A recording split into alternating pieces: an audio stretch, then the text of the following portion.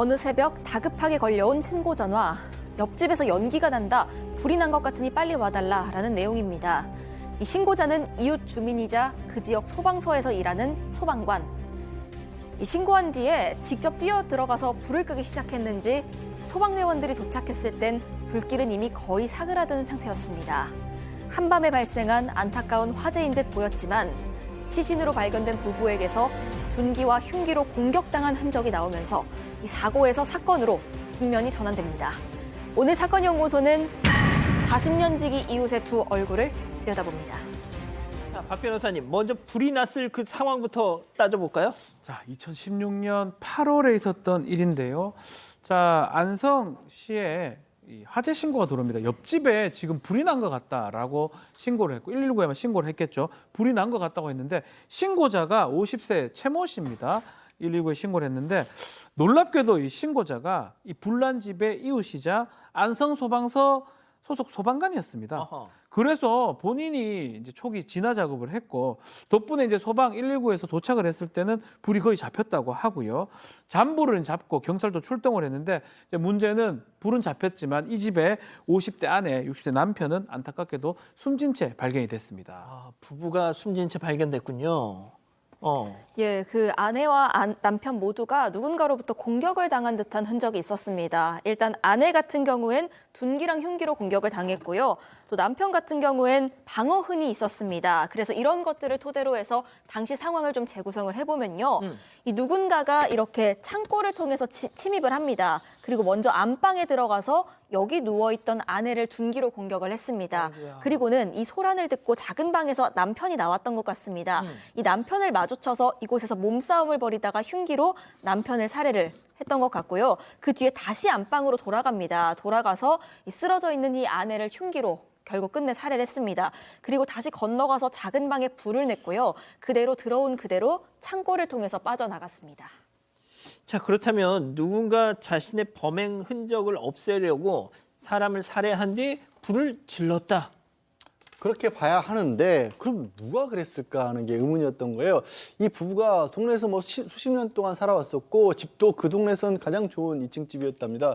그래서 뭐 20대 뭐 20억 원대 자산가다 이런 소문이 있긴 하는데 그렇게 뭐 원한 관계가 있다거나 뭐 평판도 좋았다라고 하는 걸 보면 경찰로서는 좀 갈피를 잡기 어려웠던 거예요. 그래서 혹시라도 남들 모르는 무슨 일이 있을까, 문제가 있을까, 뭐 첨부 살인일까, 아니면 강도를 저지르려고 들어왔다가 금품을 못 찾고 그냥 나간 걸까, 여러 가지 추측을 하는데 일단 경찰에서는 흉기를 찾는 데 집중을 하기로 했습니다. 거기서부터 이제 실마리를 좀 풀어보려고 해서 뭐 모든 인력들을 총동원해서 흉기를 찾기 시작했고 저 때가 여름철이었잖아요. 예. 주변에 풀이 무성했기 때문에 제초 작업까지 해가면서 이 흉기를 찾아 나섰고 결국 수색 8일 만에 예. 한 200m 떨어진 곳에서 흉기를 발견을 했습니다.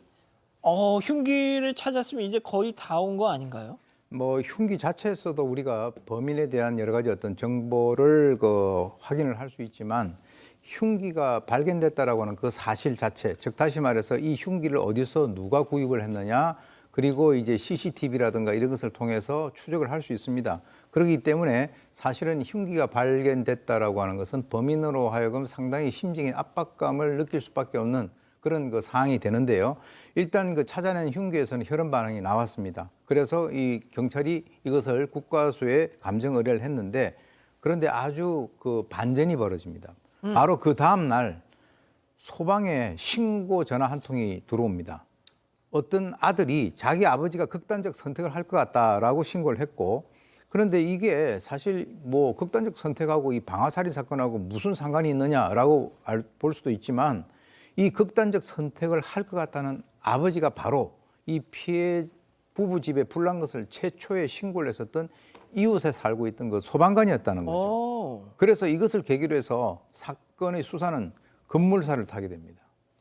불 끄는 걸 도와주기까지 했던 이웃 소방관이 갑자기 왜? 그것도 흉기 발견된 다음 날에요. 이상한 상황인데 일단 살려야 하니까 그 있는 것 같다는 아파트로 경찰이 출동을 했습니다.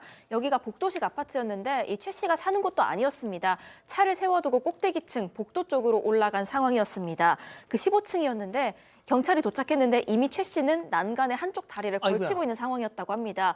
그 상황에서 경찰이 재빨리 손을 낚아챘는데 예. 그 사이에 떨어졌습니다. 아이고야. 떨어졌는데 이 손을 비틀어 빼면서 그 반동과 어떤 무게중심 때문에 바로 아래층 14층 복도로 이렇게 들어가서 떨어진 겁니다. 자, 이 말만 자, 이거 좀 양 변호사님. 네, 정말 저는 저 영상을 그때 촬영된 영상을 봤던 기억이 나는데 진짜요? 정말 어떻게 저런 일이 벌어질 수가 있을 정도 좀 전에 이 기자가 얘기한 것처럼 손을 뿌리치느라고 반동이 생기면서 14층으로 떨어졌는데 빨리 재빠르게 쫓아가서 14층에서 경찰이 14층으로 잡았거든요.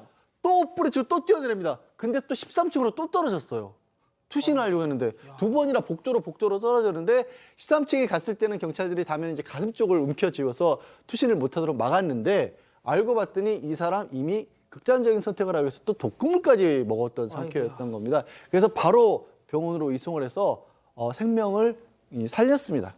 자, 15층에서 14층으로, 14층에서 13층으로 겨우겨우 살렸는데, 자, 교수님, 뭔가 찔리는 게 있으니까 최초 신고자가 이런 모습을 보이는 거 아닐까요?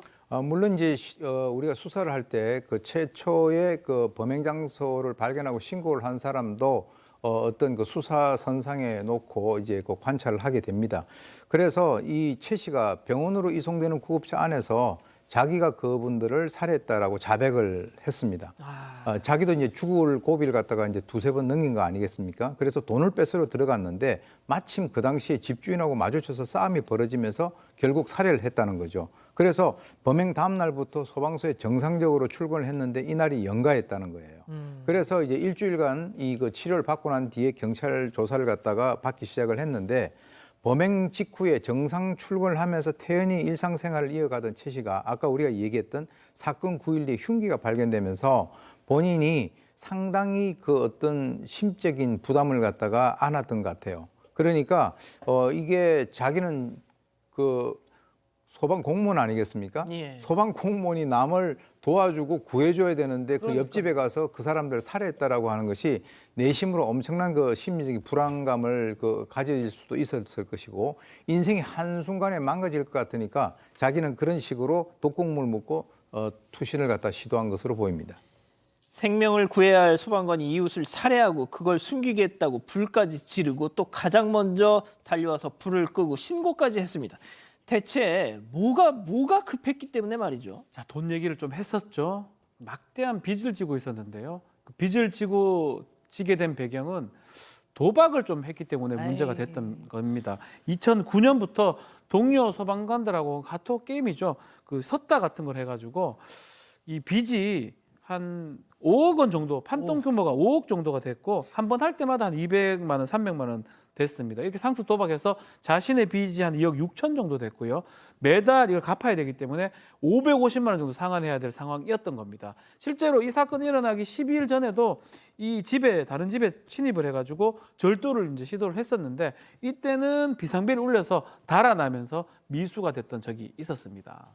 자, 결국 그 살해한 두 부부가 정말 오래 알고 지내던 찐 이웃이라는 거 아닙니까? 그러니까 이제 이 최 씨하고 숨진 그 부부는 40년 동안 한 동네에서 알았으니까 이 그 최 씨가 어렸을 때부터 옆집에서 알고 지내던 어른들이었어요.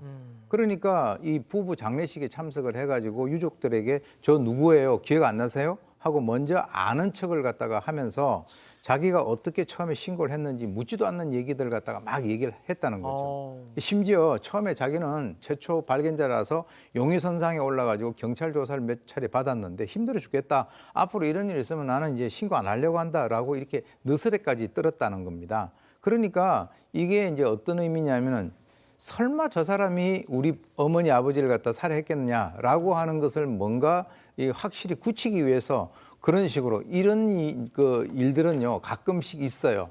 살해하고 난 뒤에 피해자의 장례식 또는 그 49제 할 때 나타나 가지고 유가족을 갖다가 위로하는 이런 일들은 그렇게 아주 드문 일은 아닙니다. 자, 가장 소방관 하면 가장 존경받는 직업 1위 맨날 이러는데 말이죠. 자, 도박빚에 몰려서 40년이나 알고 지낸 이웃을 살해한 이 소방관. 어떤 판결을 받았습니까? 일단 적용받던 혐의 자체가요. 강도살인으로 두 사람이나 목숨을 빼앗았습니다. 게다가 특수강도 미수에 거쳤지만 다른 집에 들어가기도 했었고요. 현주 건조물 방화죄도 저질렀던 거죠. 그 전에 뭐 가벼운 범죄라고 해야겠네요. 비교하자면 상습 도박까지 있죠. 근데 강도살인 하나만 해도 사형 또는 무기징역입니다. 두 사람이나 해쳤어요. 검찰에서는 사형 구형을 했는데 재판부에서는 무기징역을 선고를 했습니다. 근데 판결 과정에서 이 최 씨가 했었던 얘기들이 좀 글쎄요. 뭐 나 스스로를 내 속에 악마가 있는 건지 나도 잘 모르겠다라는 얘기도 했었고요.